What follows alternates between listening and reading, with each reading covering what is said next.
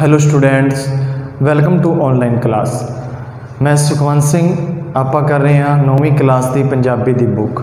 9वीं class की पंजाबी के book के विच आपां पहला भाग पूरा कर लिया। पहला भाग दे विच आपां पंजाबी लोक जीवन के नाल जान पहचान की सी, जिहदे विच सब नालों पहला आपां पंजाबी सभ्याचार नाल जान पहचान, फिर त्योहारां दे बारे, फिर गीतां दे बारे, ते फिर अपणियां लोक खेडां दे बारे। इन्हां ते आपां इस तो जिहड़ियां पहला वीडियो हो गई उन्हां दे विच आपां चर्चा कर लईए। अज आपां जो शुरू करन जा रहे हैं पंजाबी 9वीं क्लास का हुण भाग चल पिया दूजा। एक गल खास ध्यान रखनी है, भाग दूजा वो सीगा पंजाबी लोक जीवन नाल। ये है लोक कहानियाँ, 5 कहानियाँ लोक कहानियाँ। जिहड़ा भाग दूजा लोक कहानियाँ, लोक कहानियाँ दे विच हैगी है नीति कथावां। किहड़ियां नीति कथावां दे विच 5 है जिहड़े अपनियां कथावां होणगियां। वो चों पहली है चंद्री संगत। पहली है चंद्री संगत। गल समझ आ गई। आपां पहला भाग कर लिया, हुण आपां भाग दूजा वो सीगा पंजाबी लोक जीवन का सभ्याचार। ये अपना लोक कहानियाँ। लोक कहानियाँ दे विच भी पार्ट है। किहड़ा पार्ट है? पहला पार्ट आ गया नीति कथावां। ठीक है, ये 3 पार्ट होणगे। वो आप पहला पार्ट करिए ने नीति कथावां। नीति कथावां दे विच भी हुण आपां नूं अगे मिलणगीआं 5 कथावां। तो उहदे विच सिर्फ आपां अज पहली करांगे, फिर आपां करांगे अगे। हुण सब तो पहला मैं गल करूँगा लोक कहानी की, फिर मैं गल करूँगा नीति कथावां की, तो फिर मैं गल करूँगा आपां पढ़ांगे चंद्री संगत। शुरू करते हैं पहला अपना भाग दूजा जिहड़ा लोक कहानी नाल संबंधित है। की कहा जाता है?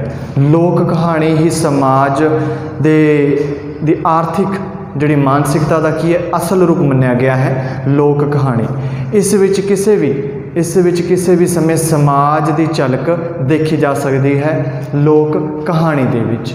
ये केवल मनोरंजन ही नहीं करते, सगों दी इस दे नाल नैतिक जिहड़े उपदेश, जिहड़े अपने कदरां कीमतां जीवन के अनुभव ते अटल सच्चाइयां की भी गल आउंदी है लोक कहानियां दे नाल। ये नैतिक उपदेश, फिर कदर कीमतां, फिर है ये जिहड़े लोग अपने जीवन के अनुभव ते अटल सच्चाइयां दे बारे गल कीती जाती है लोक कहानियां दे विच। लोक कहानियां दे विच की सिस्टम होंदा है कि जिवें अपने जिन्हों आपां कहते हैं बातां कौन सुणाउंदा है? बातां आपां नूं अपनी नानी या दादी सुणाउंदी है। ये बातां दा समा रात नूं पौण वेले दा हुंदा है। रात नूं सौण वेले बातां सुनाइयां जांदियां, बातां पाइयां जांदियां हन जो कि आपां नूं नानी या दादी द्वारा सुनाइयां जांदियां हन। इन्हां बातां नूं सुणन दा समा रात दा है। बातां जदों पाई जांदी है तां सुणन वाला जिहड़ा हुंदा है वो सुणन वाले नूं जिहड़ा जवाब है हुंगारे देना पैंदा है। इहदे विच बोलण वाला ते सुणन वाले दोनां दा हुंकारा जरूरी है। तां जिहड़े लोक जीवन दे विच जिहड़ियां बातां है वो पाइयां जांदियां हन। ये मनोरंजन भी करदियां हन, सिक्ख्या भी दिंदियां हन, ज्ञान प्रदत्त भी हुंदियां हन। जिहड़ियां अपणियां ये बातां हुंदियां हन। तां ये आपां पहलां गल कीती जिहड़े अपना लोक कहानी दे बारे। तां लोक कहानी दे विच आपां समझिया कि बातां जिहड़ा मुढ़ला मनोरंजन का साधन है, स्रोत है, जिहड़े अपने शुरू तो अपने बजुर्ग है सुणाउंदे आए हैं। हुण ये तां गया, हुण आपां करांगे नीति कथावां। नीति कथावां का भाव है, नीति कथा वो हुंदी है जिस राही ਸਰੋਤਿਆਂ ਜਾਂ पाठकां दे जीवन विच काम आउण वालियां नीतियां जुगतां चालां समझण दा यतन। नीति कथा का की मतलब है भी कोई भी है वो जीवन के ਸਰੋਤਾ है।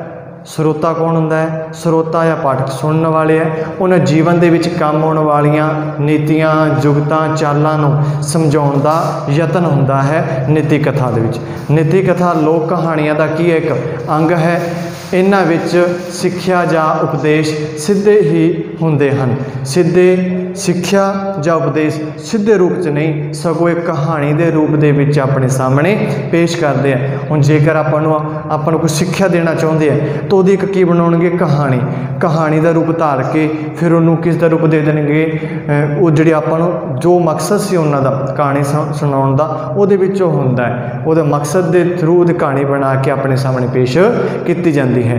इन्हां विच सिक्ख्या उपदेश सिद्धे नहीं हुंदे, सगों इन्हां नूं विच जिहड़े कहानी दे विच उलझा के उहदे विच गल्लां पात्रां दे विच जिहड़े आपां विच उन्हां दे द्वारा जिहड़े अपने कहानी दे विच पात्र है उन्हां नूं उन्हां ते घटना घटा के आपां नूं दस्से जांदे है जिहड़े अपनी नीति कथावां है।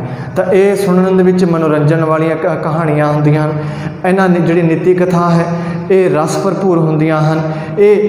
इन्हां विच विचित्रता ते वास्तविकता का की हुंदा है, सुंदर सुमेल हुंदा है नीति कथावां दे विच। ते फिर जिहड़ी नीति कथावां है ये कित्थों मिलियां, कि तां पंचतंत्र प्राचीन जिहड़ियां कथावां है पंचतंत्र ते हितोपदेश जिहड़े दो हितोपदेश ये इन्हां तो नीति कथावां मन्नियां जांदियां हन। तां अपने जिहड़े पुराने ग्रंथ सी किहड़े सी, पंचतंत्र ते हितोपदेश इन्हां तो मन्नियां गईयां। कथा साहित्य सागर का भी नाम ग्रंथ विच जिहड़ियां अजिहियां कथावां दे की है भंडार मिलते हैं, नीति कथावां दे भंडार मिलते हैं। तां पहलां आपां गल कीती लोक कहानी दी, फिर आपां गल कीती नीति कथावां दी, हुण आपां गल करांगे चंद्री संगत दा।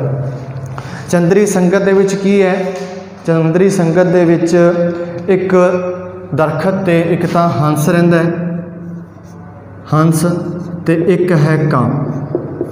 एक हंस ते एक कां दी कहानी है। ये दोनों एक ही रुख ते रहिंदे है, एक ही दरखत ते रहिंदे है, हंस ते कां। की हुंदा है कि जिहड़ा हंस दा सुभाव है वो चंगे सुभाव वाला, उहदा हंस दा सुभाव एक चंगा है, उहदे विच चंगे गुणां दा वास है। जिहड़ा कां है इहदे विच माड़े गुण है, भाव ये दुष्ट प्राणी की तरह है, ये विच माड़े गुण पाए जाते। हंस कां नूं समझाउंदा है, हंस कां नूं समझाउंदा है कि तू अपने माड़े काम छड्ड दे, चंगे काम करया कर, माड़े काम ना करया कर, ये इहनूं समझाउंदा है। पर जिहड़ा कां है वो एक पासों कंन च सुणदा है, दूजे पासों कढ दिंदा है। वो इहदी कां हंस दी एक भी गल दा असर नहीं करदा। तां की हुंदा है कि एक दिन जिस दरखत उत्ते ये दोवें रहिंदे हुंदे है, जिस दरखत उत्ते ये दोवें रहिंदे हुंदे है, उस दरखत के उत्ते की है कि उस दरखत हेठां एक मुसाफिर आ जाता है। जिस दरखत ते रहिंदे है उस दरखत के हेठां एक मुसाफिर उत्थों लंघदा है, थक्या होया हुंदा है, तां वो दरखत के हेठां सो जाता है, पै जाता उत्थे। थक्या होने करके दरखत की छां करके उन्होंने नींद आ जाती है, वो उत्थे सुत्ता पिया हुंदा है। तां की हुंदा है जदों दिन ढलदा है तां जिहड़ा सूरज दियां चानण है किरणां है जिहड़ा उहदा रुख दे पत्तियां विच दी जिहड़ा अपना मुसाफिर है उहदे मूँह ते चानण पैंदा है, सूरज की चलकोर पैंदी है। तां उत्ते बैठा कां भी बैठा हुंदा है ते हंस भी बैठा हुंदा है, वो दोने देख रहे हुंदे है। तां हंस दा सुभाव चंगा सीगा, चंगे गुणां वाला सी, तां वो चंगे गुणां दे कारण वो अपने जिस डाणी तो विच दी चानण आउंदा है वो डाणी ते बह के हंस अपने फंग खिलार के बह जांदा है। जदों हंस फंग अपने खिलार लैंदा है तां उस मुसाफिर दे मूँह ते छां हो जाती है तो आराम नाल सुत्ता रहिंदा है। जिहड़ा कां हुंदा है ये दुष्ट हुंदा है, ये शरारती हुंदा है। ये की करदा है कि जिहड़ा मुसाफिर दा मूँह खुला हुंदा, सुत्ते पे दा मूँह खुल जांदा है, उहदे मूँह दे विच बिठ कर दिंदा, उहदे मूँह ते बिठ सुੱਟ के ते आप जाके दूजे दरखत ते बह जाता है।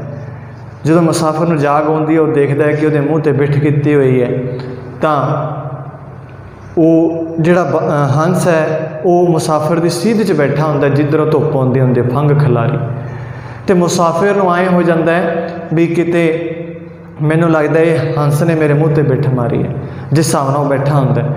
वो ये सोच के हंस नूं फड़ के उहदे छुरा मार के उहनूं मार दिंदा है। तां हंस नूं भैड़ी संगत के कारण उहनूं की हो गया, उहनूं उहदी सज़ा मिली। हुण हंस की सी कां दे नाल रहिंदा सी, कां सीगा उहदी आदतां भैड़ियां सी, वो आदतां तो मजबूर सी, उसने उसनूं मरवा दिता उस मुसाफिर के हत्थों। तो अंत विच आखदा है भैड़ी संगत ने मैनू मरवा दिता। जदों हंस मरदा है तो उहदे मन दे विच वो कहंदा है कि मैनू भैड़ी संगत ने मरवा दिता। क्यों मरवा दिता? क्योंकि उसकी संगत की सी? भैड़ी सी। उन्होंने पता सी वो उत्ते छां करके बैठा है, बैठ करूगा, मुसाफिर उठूगा, उस वाल देखूगा, क्योंकि कहा तो दूजी दरखत पर बैठा है, वो तो दूर है, तो कोले बैठा होने करके मुसाफिर ऐ लगू भी ऐसे ने ही, ऐसे बाज ने ही सॉरी हंस ने वो मूँह पर की है बिठ की है। तो ये भैड़ी संगत का नतीजा सी। जो ਕਾਂ ਦੇ ਨਾਲ ना ਹੁੰਦਾ ਤਾਂ ਉਹਦੇ ਨਾਲ ਇਹ ਘਟਨਾ नहीं बीतनी सी। इस तरह ਦੀਆਂ ਇਹਦੀਆਂ ਹੋਰ 5 ਜਿਹੜੀਆਂ ਕਥਾਵਾਂ ਹਨ, ਜਮਾ ਸੌਖੀਆਂ, ਬਹੁਤ ਵਧੀਆ, ਨਾਲੇ ਇੰਟਰਸਟਿੰਗ ਵੀ ਹੈ। ਤਾਂ ਜਿਹੜੀਆਂ ਇਹਦੇ ਵਿੱਚ ਆਪਾਂ ਕੀ ਸਮਝਿਆ ਕਿ ਇੱਕ ਕਾਂ ਹੈ ਤੇ ਇੱਕ ਹੰਸ ਹੈ, ਉਹਨਾਂ ਦੇ ਬਾਰੇ ਦੱਸਿਆ। ਤੇ ਜਿਹੜਾ ਕਾਂ ਹੈ ਉਹ ਆਪਣੀ ਆਦਤ ਤੋਂ ਮਜਬੂਰ ਹੈ, ਤਾਂ ਉਹ ਕਾਂ ਹੰਸ ਨੂੰ निर्दोष ਨੂੰ, ਹਾਲਾਂਕਿ ਜਿਹੜਾ ਹੰਸ ਹੈ ਉਹ निर्दोष ਹੁੰਦਾ ਹੈ, ਉਹਦੀ ਕੋਈ ਗਲਤੀ ਨਹੀਂ ਹੁੰਦੀ, ਫਿਰ ਵੀ ਉਹਨੂੰ ਕੀ ਹੈ ਸਜ਼ਾ ਭੁਗਤਣੀ ਪੈਂਦੀ ਹੈ। ਤਾਂ ਇਹ ਸੀ ਆਪਣੀ ਅੱਜ ਦੀ ਜਿਹੜੀ ਕਹਾਣੀ ਚੰਦਰੀ ਸੰਗਤ। ਹੁਣ ਆਪਾਂ ਇਹਦੇ ਕਰਾਂਗੇ ਪ੍ਰਸ਼ਨ ਉੱਤਰ। ਚੰਦਰੀ ਸੰਗਤ ਦਾ ਪਹਿਲਾ ਪ੍ਰਸ਼ਨ ਹੈ, ਪਹਿਲਾ ਪ੍ਰਸ਼ਨ ਹੁਣ ਆਪਾਂ ਕਰਦੇ ਹਾਂ। हंस ने ਕਾਂ ਨੂੰ ਕੀ ਕਿਹਾ? हंस ने ਕਾਂ ਨੂੰ ਕੀ ਕਿਹਾ? हंस ने ਕਾਂ ਨੂੰ ਕੀ ਕਿਹਾ? ਹੁਣ ਜਿਹੜਾ ਪਹਿਲਾ ਪ੍ਰਸ਼ਨ ਸੀ ਸਾਰ ਤਾਂ ਆਪਾਂ ਛੋਟ ਦੇ ਵਿੱਚ ਸਮਝ ਲਿਆ। ਹੁਣ ਆਪਾਂ ਦੂਜਾ ਪ੍ਰਸ਼ਨ ਕਰੀ ਜਾਂਦੇ ਹਾਂ। ਇਹ ਦੂਜਾ ਪ੍ਰਸ਼ਨ ਹੈ, ਪਰ ਆਪਾਂ ਇੱਥੇ ਇੱਕ ਵਾਰੀ ਪਹਿਲਾਂ ਲਾ ਲੈਂਦੇ। ਹੰਸ ਨੇ ਕਾਂ ਨੂੰ ਕੀ ਕਿਹਾ ਸੀ? ਕਿ ਉਸ ਨੂੰ ਮਾੜੀਆਂ ਆਦਤਾਂ ਛੱਡ ਦੇਣੀਆਂ ਚਾਹੀਦੀਆਂ ਹੈ। ਉਸਨੇ ਉਸ ਨੂੰ ਸਲਾਹ ਦਿੱਤੀ ਕਿ ਉਹ ਨੇਕ ਬਣੇ, ਨੇਕ ਕੰਮ ਕਰੇ, ਮਾੜੇ ਕੰਮਾਂ ਨੂੰ ਛੱਡੇ। ਹੰਸ ਨੇ ਕਾਂ ਨੂੰ ਕੀ ਸਲਾਹ ਦਿੱਤੀ? ਕਿ ਉਹ ਨੇਕ ਬਣੇ, ਮਾੜੇ ਕੰਮ ਛੱਡੇ। ਕਾਂ ਦਾ ਜਿਹੜਾ ਸੁਭਾਅ ਸੀ ਉਹ ਦੁਸ਼ਟ ਸੁਭਾਅ ਸੀ, ਤਾਂ ਹੰਸ ਉਹਨੂੰ ਸੁਧਾਰਨਾ ਚਾਹੁੰਦਾ ਸੀ, ਉਹਨੂੰ ਸਮਝਾਉਂਦਾ ਹੁੰਦਾ ਸੀ, ਪਰ ਜਿਹੜਾ ਕਾਂ ਹੈ ਉਹਦੇ ਉੱਤੇ ਇਸ ਗੱਲ ਦਾ ਕੋਈ ਅਸਰ ਨਹੀਂ ਸੀ ਹੁੰਦਾ। ਤਾਂ ਇਸ ਗੱਲ ਦਾ ਉਹਦੇ ਉੱਤੇ ਕੋਈ ਅਸਰ ਨਹੀਂ ਸੀ ਹੁੰਦਾ, ਅਤੇ ਇਸ ਕਰਕੇ ਜਿਹੜਾ ਹੰਸ ਸੀ ਉਹ ਬਾਰ-ਬਾਰ ਕਾਂ ਨੂੰ ਸਮਝਾਉਂਦਾ ਹੁੰਦਾ ਸੀ ਵੀ ਤੂੰ ਆਪਣੇ ਜਿਹੜੇ ਤੇਰੇ ਮਾੜੇ ਗੁਣ ਹੈ ਇਹਨਾਂ ਸਾਰਿਆਂ ਨੂੰ ਛੱਡ ਦੇ, ਚੰਗੇ ਗੁਣ ਅਪਣਾ ਲੈ। ਪਰ ਕਾਂ 'ਤੇ ਇਹਨਾਂ ਗੱਲਾਂ ਦਾ ਕੋਈ ਅਸਰ ਨਹੀਂ ਸੀਗਾ। ਇਹ ਸੀ ਆਪਣਾ ਮੰਨ ਲਓ ਪਹਿਲਾ ਪ੍ਰਸ਼ਨ। ਦੂਜਾ ਹੈ ਮੁਸਾਫਿਰ ਲਈ ਹੰਸ ਨੇ ਕੀ ਕੀਤਾ?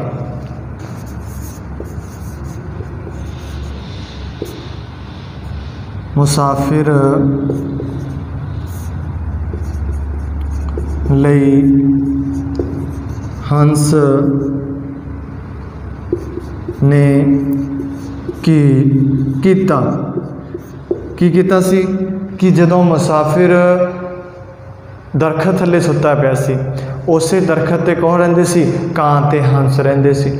ਤਾਂ ਜਦੋਂ ਹੰਸ ਨੇ ਦੇਖਿਆ ਕਿ ਮੁਸਾਫਿਰ ਦੇ ਮੂੰਹ 'ਤੇ ਚਾਨਣ ਆਈ ਪਈ, ਧੁੱਪ ਪੈ ਰਹੀ ਹੈ, ਉਸ ਧੁੱਪ ਨੂੰ ਰੋਕਣ ਵਾਸਤੇ ਉਹਨੇ ਉਤਲੀ ਡਾਹਣੀ 'ਤੇ ਹੋ ਕੇ ਬਹਿ ਗਿਆ ਅਤੇ ਆਪਣੇ ਫੰਗ ਖਿਲਾਰ ਲਏ ਤਾਂ ਜੋ ਉਸ ਮੁਸਾਫਿਰ ਦੇ ਮੂੰਹ ਦੇ ਉੱਤੇ ਕੀ ਨਾ ਆਵੇ, ਧੁੱਪ ਨਾ ਪਵੇ। ਤਾਂ ਉਤਲੀ ਡਾਹਣੀ 'ਤੇ ਹੋ ਕੇ ਦਰਖਤ ਦੇ ਉੱਤੇ ਉਹ ਫੰਗ ਖਿਲਾਰ ਕੇ ਬੈਠ ਗਿਆ। ਕੌਣ? ਜਿਹੜਾ ਹੰਸ ਸੀਗਾ। ਹੰਸ ਨੇ ਕੀ ਕੀਤਾ ਸੀ? ਮੁਸਾਫਿਰ ਲਈ ਉਹ ਆਰਾਮ ਕਰਨ ਰੁਕਿਆ ਸੀ ਅਤੇ ਛਾਂ ਦੇ ਧੁੱਪ ਆ ਗਈ ਸੀ, ਤਾਂ ਉਤਲੀ ਟਾਹਣੀ 'ਤੇ ਹੋ ਕੇ ਬਹਿ ਗਿਆ ਕਿ ਜਿਹਦੇ ਨਾਲ ਕੀ ਹੈ ਕਿ ਮੁਸਾਫਿਰ ਨੂੰ ਕੀ ਆਵੇ, ਛਾਂ ਆ ਜਾਵੇ। ਇਸ ਲਈ ਉਸਨੇ ਜਿਹੜਾ ਉਹ ਉਤਲੇ 'ਤੇ ਹੋ ਕੇ ਟਾਹਣੀ 'ਤੇ ਹੋ ਕੇ ਬੈਠ ਗਿਆ ਸੀਗਾ। ਅਤੇ ਇਹ ਸੀ ਆਪਣਾ ਦੂਜਾ ਪ੍ਰਸ਼ਨ। ਤੀਜਾ ਹੈ ਕਾਂ ਦੀ ਕਿਸ ਸ਼ਰਾਰਤ ਕਾਰਨ ਹੰਸ ਨੂੰ ਮੁਸੀਬਤ ਝੱਲਣੀ ਪਈ? ਕਾਂ ਦੀ ਕਿਸ ਸ਼ਰਾਰਤ ਕਾਰਨ ਹੰਸ ਨੂੰ ਮੁਸੀਬਤ ਝੱਲਣੀ ਪਈ?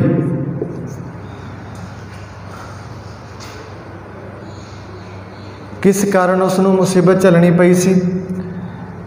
ਹੁਣ ਜਦੋਂ ਮੁਸਾਫਿਰ ਦਰਖਤ ਦੇ ਥੱਲੇ ਸੁੱਤਾ ਪਿਆ ਸੀ, ਜਦੋਂ ਮੁਸਾਫਿਰ ਦਰਖਤ ਦੇ ਥੱਲੇ ਸੁੱਤਾ ਹੋਇਆ ਸੀ, ਕਾਂ ਦਾ ਸੁਭਾਅ ਕਿਹੋ ਜਿਹਾ ਸੀ? ਦੁਸ਼ਟ ਸੀਗਾ। तो उन्हें की किया कि जिहड़ा हंस आ तो फंग खिलारी बैठा, उन्हें मुसाफिर के मूँह के उत्ते बिठ कर दी। जदों मुसाफिर नूं जाग आई तो उसने उठ के देखिया, उहदे मूँह के उत्ते बिठ कर दी। जदों ने निगाह मारी तो सामने उन्हें बैठा कौन दिसिया? हंस। कां बिठ मार के दूजे दरखत ते जाके बैठ गया तो हंस उहदे सामने बैठा सी। हंस नूं मुसाफिर दे मन च आया कि मेरे मूँह ते बिठ किने कीती है? हंस ने कीती है। तो वह हंस नूं फड़ के उहदे छुरा मार के उहनूं मार दिंदा है। तो फिर हंस नूं ये मुसीबत झलनी पई कि उन्होंने अपनी अपनी जी जिंदगी है वह गवाउणी पई। किस कारण? एक भैड़ी संगत के कारण, एक कां की शरारत के कारण जी हंस की की होगी? मौत हो गई, उन्होंने अपनी जिंदगी गवाउणी पई। की हंस निर्दोष सी? हाँ, तो किवें दसो? कि हंस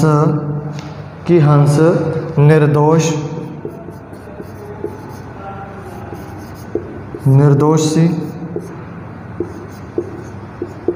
हाँ, तो दसो भी जे वो सीगा भी जे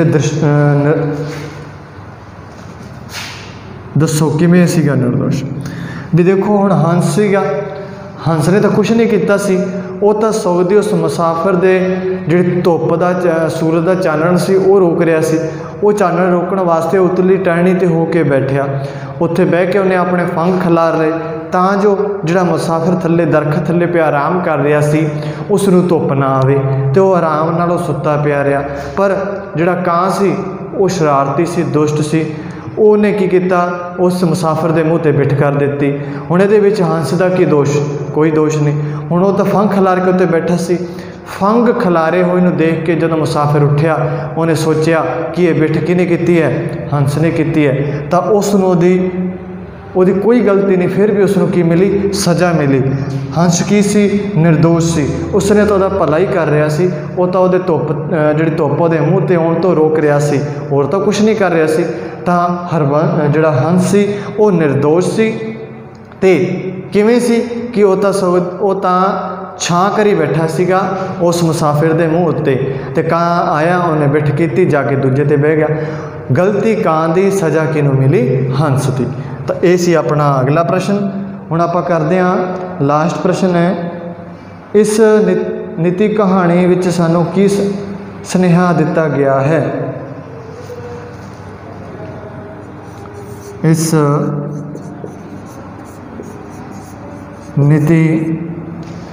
नीति कथा विच की सुनेहा दिता गया? इस नीति कथा विच की सुनेहा दिता गया है? हुण इस नीति कहानी दे विच की सुनेहा दिता है? इस नीति कहानी दे विच सुनेहा ये दिता गया है कि भैड़ी संगत किसी की भी आपको जो भैड़ी संगत है तो उसका आपू एक ना एक दिन की होंदा है? नुकसान होना ही होना है।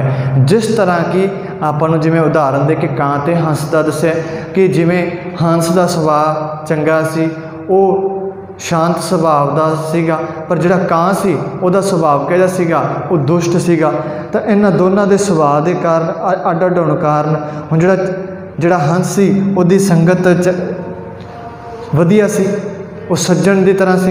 हुण जेकर अपनी संगत सज्जन पुरुषों नाल होगी, चंगे समझदार लोगों नाल होगी तो अपना उहदा असर पऊगा। जे अपनी संगत माड़े लोगों नाल होगी तो अपना उहदा असर पऊगा। हुण जिवें हंस दा संगत किहदे नाल सी? कां दे नाल सी, तो कां ने की कीता? उन्होंने मरवा दिता सिर्फ एक भैड़ी संगत करके। तो हंस जो मरदा तो यही गल कहता है कि एक भैड़ी संगत ने उसनों की किया? मरवा दिता। तो सानू इस तो ही सिक्ख्या मिलती है कि सानू कदे भी भैड़ी संगत विच नहीं पैना चाहिए। संगत करो तो चंगी करो, भैड़ी संगत कदे भी उहदे विच ना पाओ जिहदा फल उन्होंने भोगना पैंदा है। जिवें कि हंस नूं कां दी संगत का फल भोगना पिया सी, उस तरह आपां नूं भी जिहड़ी अपनी संगत होगी उहदा फल जरूर भोगना पैंदा है। तो ये सी अज दा अपना जिहड़ा ਲੋਕ ਕਹਾਣੀਆਂ ਜਿਹੜਾ ਦੂਜਾ ਭਾਗ ਲੋਕ ਕਹਾਣੀ ਦਾ ਨੀਤੀ ਕਥਾਵਾਂ ਦੇ ਵਿੱਚ ਪਹਿਲੀ ਆਪਣੀ ਕਥਾ ਸੀ ਚੰਦਰੀ ਸੰਗਤ, ਜਿਹਦਾ ਆਪਾਂ ਸਾਰ ਤੇ ਪ੍ਰਸ਼ਨ ਉੱਤਰ ਕੀਤੇ। ਅੱਜ ਦਾ ਇਹ ਪਾਠ ਆਪਣਾ ਪੂਰਾ ਹੁੰਦਾ ਹੈ। ਅਗਲੀ ਵੀਡੀਓ ਦੇ ਵਿੱਚ ਅਗਲੀ ਕਥਾ ਲੈ ਕੇ ਆਵਾਂਗੇ। ਉਹਨਾਂ ਚਿਰ ਇਹਨੂੰ ਤੁਸੀਂ ਪੂਰਾ ਕਰਨਾ, ਲਿਖਣਾ। ਧੰਨਵਾਦ।